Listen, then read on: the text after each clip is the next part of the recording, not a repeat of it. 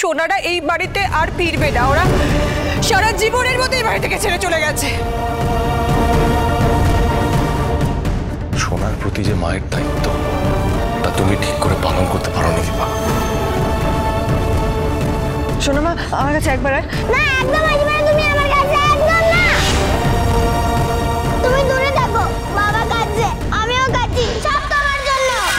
না, এটা হতে পারে না, কিছুতেই হতে পারে না। এটা আমি মিথ্যে কথা বলছি না দীপা। ওপরে ওরা কেউ নেই। যাও, তুমি ওপরে গিয়ে দেখতে পারো, যাও। আমি জানি তোমার পক্ষে এই বিষয়টা মেনে নেওয়া খুব কঠিন, কিন্তু এটাই সত্যি। জানি তোমার খুব কষ্ট হচ্ছে,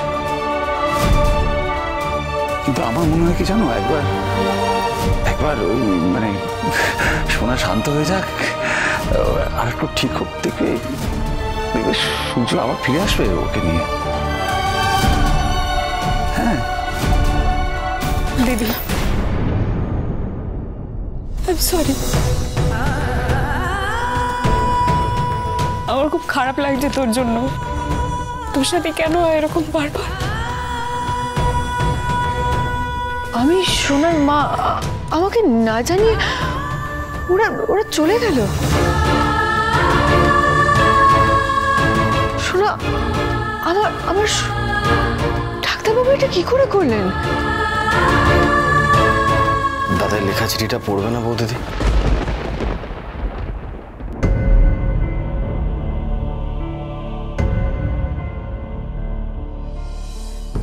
পড়ে দেখো, তোমার অনেক প্রশ্নের উত্তর ওখানে পেয়ে যাবে।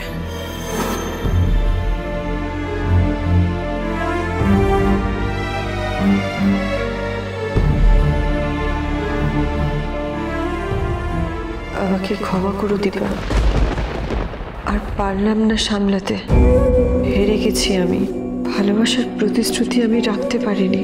একজন ভীরু কাপুরুষ কাভার্ডের মতো কাজ করেছি, তোমার থেকে দূরে চলে যাচ্ছি। একজন হেরে যাওয়া মানুষ আর কি বা করতে পারে পালিয়ে যাওয়া ছাড়া?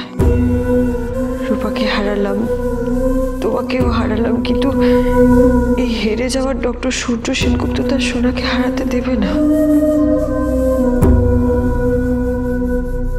তুমি ফিরে আসার পর থেকে সোনা সবসময় তোমার জন্য ছটফট করছে, কিন্তু তুমি সোনাকে নিয়ে সেভাবে ভাবার সময় পেয়েছো?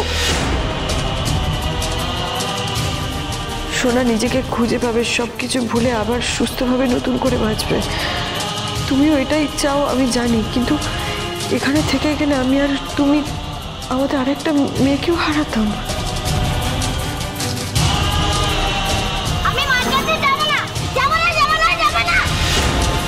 শোনো মা, আমার কাছে একবার না একদম আসবে না, তুমি আমার কাছে একদম না।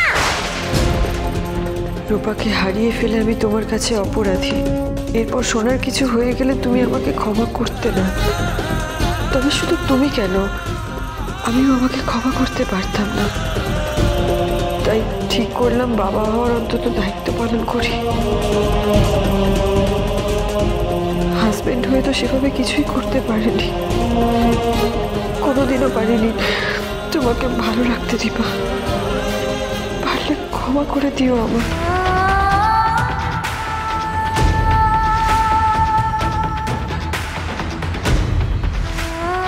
এই চিঠি যখন তুমি পাবে তখন হয়তো আমি আর সোনা অনেক দূরে চলে গেছি। সেই দিনের সেই ভয়ানক বন্যা শুধু আমাদের রূপাকে নয়,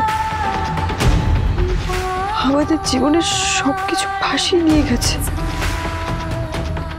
আমি বাবা হয়ে রূপা মাকে পারিনি, ওকে বাঁচাতে পারিনি। তাই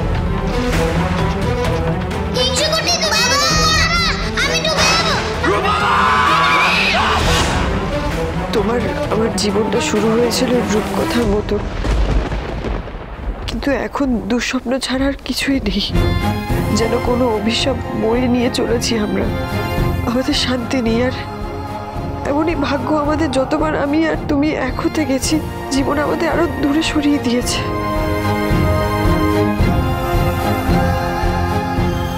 সোনাকে আমি আর কষ্ট পেতে দেবো না ডাক্তারবাবু, সব ঠিক হয়ে যাবে। দীপাকে না আমি এই বাড়িতে দেখতে চাই, না আমার জীবনে দেখতে চাই। অনেক ভেবে আমি এই দূরত্বটাই মেনে নিলাম। জানি তোমার রাগ হবে, অভিমান হবে তোমাকে না জানিয়ে এভাবে চলে গেলাম বলে, কিন্তু আমি কাউকে ঠিক করে বিদায় জানিয়ে আসিনি। কারণ আমার জীবনে এখন একমাত্র লক্ষ্য সোনাকে বাঁচানো। তোমাদের মধ্যে কেউ একজন আমাকে আটকে দিলে সোনার জন্য সেটা ভালো হতো না। আমি সোনাকে নিয়ে না এলে সোনা হয়তো একা একা পালিয়ে যেত। বাবা মাকে ছাড়া থাকবে না, আর আমিও কোনোদিন মায়ের কাছে থাকবো না, কখনো না। এক্ষুনি তোমাকে গাড়িটা ধাক্কা মেরে দিচ্ছিল, এরকম কেউ করে? আরে তুই রেগে বলেছিলি বাড়ি থেকে বেরিয়ে যাবি, চলে যাবি, তাই বলে তুই সত্যি সত্যি চলে যাবি? ভগবান! বাবা, আরে আমার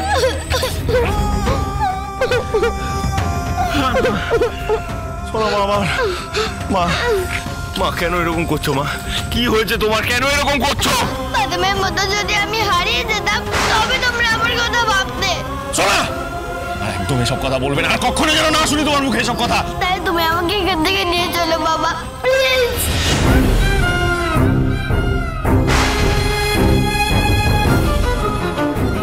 এসব তুই কি বলছিস মা? কোথায় নিয়ে যাবো আমি তোকে? আমি আর বাড়িতে থাকবো না, ওই বাড়িতে থাকবো না আমি আর। এমন কোথাও আমাকে নিয়ে চলো যেখানে কখনো মাকে দেখতে না হয়, আর কখনো না।